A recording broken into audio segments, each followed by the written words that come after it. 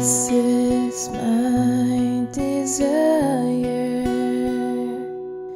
to honor you, Lord, with all my heart I worship you.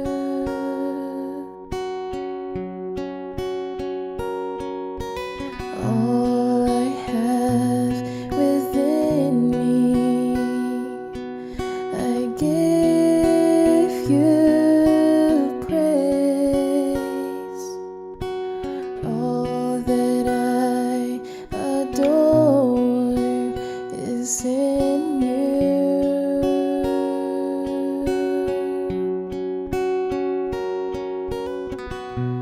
Lord, I give you my heart, I give you my soul. I live for you alone. Every breath that I take, every moment I'm awake, Lord, have your way in me.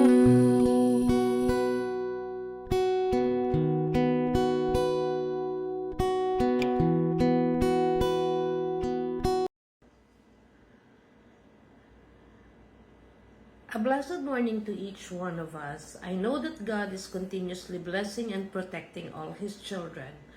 Let me invite you to join our church daily prayer covenant, where we start our day in reading the message from God.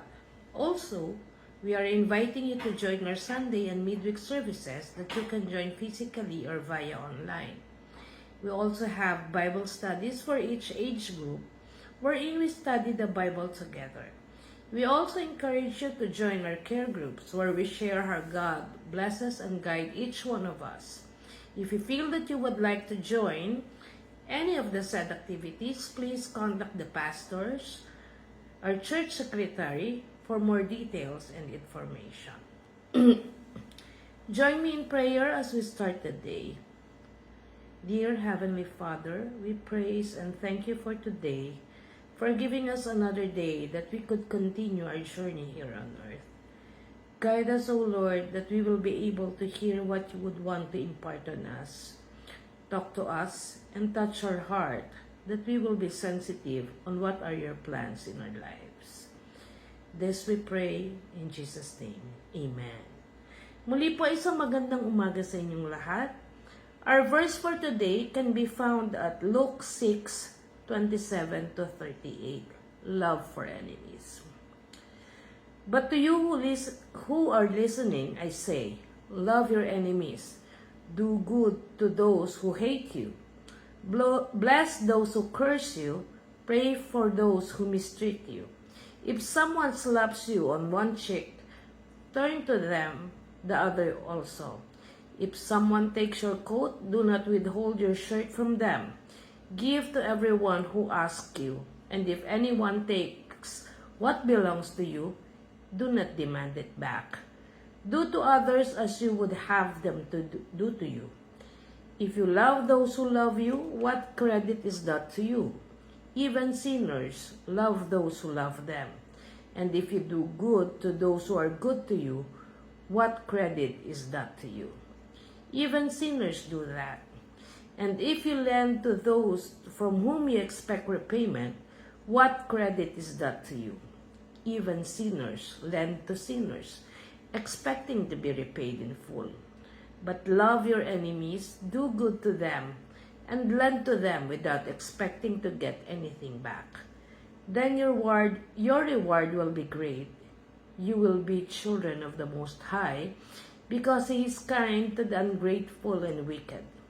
Be merciful, just as your Father is merciful. Do not judge, and you will not be judged. Do not condemn, and you will not be condemned. Forgive, and you will be forgiven. Give, and it will be given to you. A good measure pressed down, shaken together and running over, will be poured into your lap. For with the measure you use, it will be measured to you. Praise God for the reading of His Word. Muli po isang magandang umaga sa ating lahat. Siguro po ito ay isa sa mga pinakamadalas na sinasabing mga verses sa atin. Love your enemy. And at the same time, this is also the verse na pinakamahirap po kasing sundin. Kasi bilang tao, hindi po natin maiiwasang laging magalit, magkaroon ng kaaway. And whatever we do, we could not please everyone. At the same time, we could not be pleased by everyone. Lagi po tayong may nakikitang kamalian sa ating kapwa. Yun po siguro ang mahirap kasi paano mo mamahalin ang isang taong hindi ka mahal-mahal o gumagawa ng masama sa iyo. Pero yun nga po, yun ang hinihingi sa atin ng Panginoon. Love your enemies. Ito po yung salita ng Panginoon o ni Jesus na masyadong demanding and difficult. Sa panahon po na tayo emotionally nagagalit, naiinis, hindi natin maiwasan makapagsalita ng hindi maganda. And also, kung meron po bang sasampal sa inyo, magagawa nyo po bang iharap yung kabilang pisngin ninyo para sampalin pa or hindi mag-complain kung nasasaktan na tayo. Kung titingnan po natin sa panahon ngayon, pwede nating sabihin ito politically. Mamahalin po ba natin ang mga politiko na alam naman natin are doing worse to us or ninanakawan tayo? Pero kung titingnan po natin storya, lalo na nung panahon na si Jesus ay pinarurusahan, not even Jesus observes them literally. Nung pong sinaktan siya sa mukha ng isang soldier, he did not offer the other cheek, but reacted firmly. Nakasulat po sa John 18:22-23. Sinabi po ni Jesus, if there is some offense in what I said, point it out. But if not, why do you strike me? So, paano po natin maintindihan ito? Kasi dito sa pinakita sa John 18:22-23, nagtanong din si Jesus kung wala naman akong ginagawang masama sa iyo, hindi kita na-offend, bakit mo ko sinasaktan? So, ibig sabihin, meron din pong panahon na kailangan nating maging firm. But, at the same time, just like God, we should love everyone. Sinabi naman po talaga, kung gagawa tayo ng mabuti sa mga taong gumagawa lang sa atin ng mabuti, or mamahalin lang din natin yung taong nagmamahal sa atin, anong kaibahan natin sa mga sinners? Kasi, ganun din po sila. They tend to favor those he think would give them favor. Magpapahiram sila or they would do something good na meron silang hidden agenda. And the Christian is not expected to do that. We do things na hindi po tayo nag-aantay ng kapalit. Kaya nga nasa Bible din, kung ano mang ginawa ng kanang kamay mo, hindi mo na ipapaalam sa kaliwang kamay mo. If you do something good, don't promote it. Kasi you will be claiming already the blessing here on earth. When in fact, it is God that would give, that should be pleased on what we do.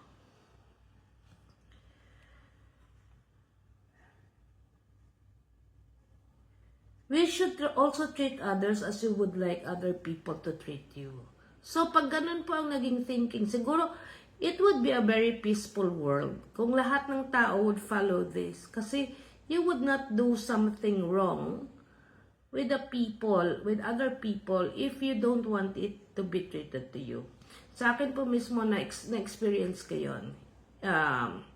During my several years of working, Naranasan ko rin po yung mabuli sa work. But then, dito po lumalabas sa atin yung observation ng kapwa natin na magkakaroon sila ng way to compare us with the people of the world and the people of God. Kasi nung one time po, may nagtanong sa akin, bakit hindi ako nagagalit doon sa kung ano mang naririnig ko? Ang sinasabi ko lang at the time, naaawa ako doon sa tao na yon because nagagalit siya sa akin dahil hindi siya masaya sa buhay mo. Wala naman ako makitang mali sa ginagawa ko. And in fact, nagkaroon lang ako siguro ng sama ng loob or ng inis sa kanya. I have to admit, tao lang din po ako. Naiinis din po ako. And during the time na hindi pa ako convicted in my faith, I am guilty of not being able to love my enemies.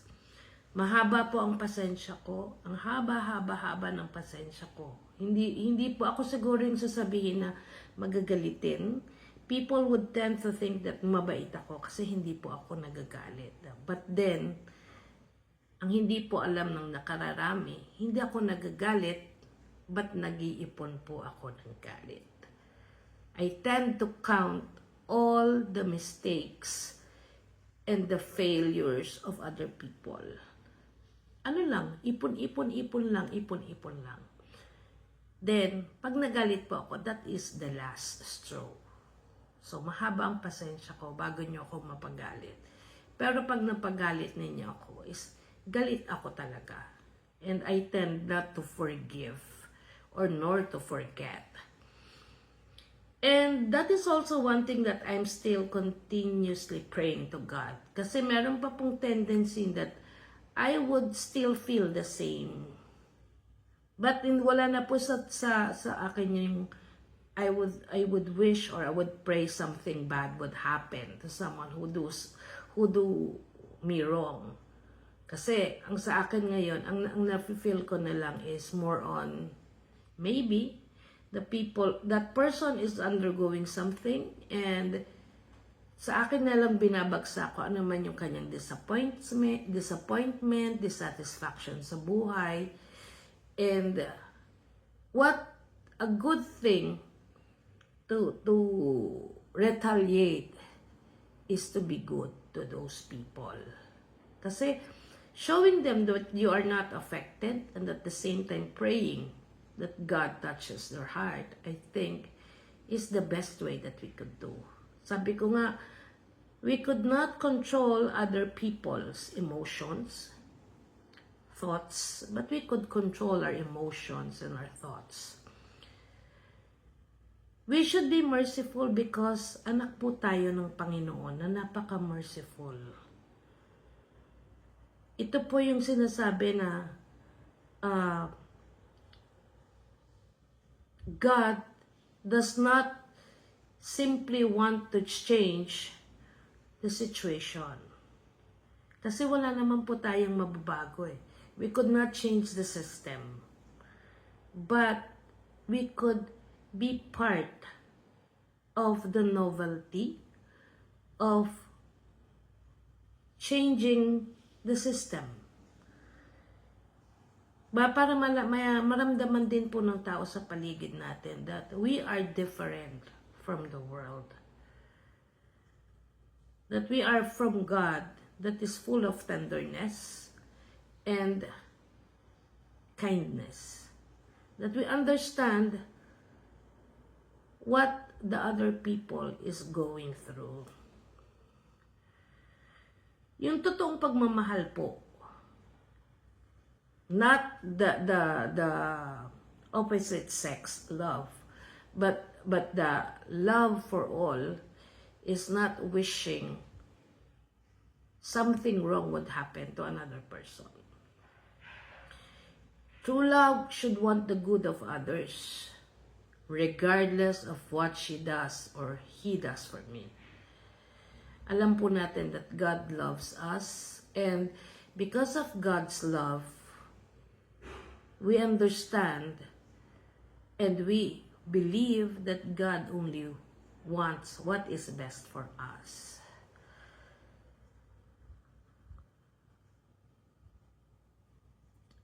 So, isang formulation po yung treat others as how you want to be treated. At the same time, do not judge and you will not be judged. Diba, meron pong programa, huwag kang judgmental. Kasi, we tend to see only yung pinakaibabaw lang po ng mga situation. And sometimes, being human, we tend to judge people based on how we observe things without knowing first what is really happening. We should not judge, we should not condemn. Because hindi po tayo yung nandoon sa sitwasyon na yon. Sa akin po, I would accept that in so many times in my life, I've been someone who's too judgmental. Kasi number one, judgmental na ako, pintasera pa ako, I do condemn. Sabi ko nga, isang bagay na siguro kong dapat tanggalin sa sarili ko is, minsan ang ikli-ikli po ng pasensya ko sa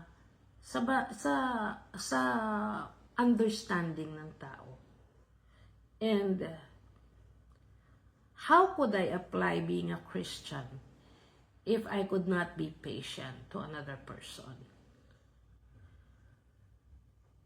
Paano niyo po ba maipakikita that we are merciful as our Heavenly Father is merciful? How do we look at life and the people that are around us? Paano po tayo magre-react? And how would we retaliate on the people that do wrong to us? Yung pong sinasaktan tayo. Ito po isang challenge sa bawat isa sa atin that we should always put in our hearts that we should love our enemy. And we should be an instrument of God to spread love and not hate. How we could apply being a Christian in different situation in our life. Tayo pong lahat ay manalangin. Dear Lord God, examine, and I know you know what is in my heart. You know kung kailan po ako apektado ng mga nangyayari sa buhay ko. And I know it is only you who could calm me, could bring peace to my life and to my heart. Bigyan niyo po ako ng kakayanan to love those that is not lovable. Those who hate me, those who hurt me, and those that test my patience. Guide me, O Lord, as I continue my journey in this life. Strengthen me, hold my hand as I face each challenge in this life. This we pray in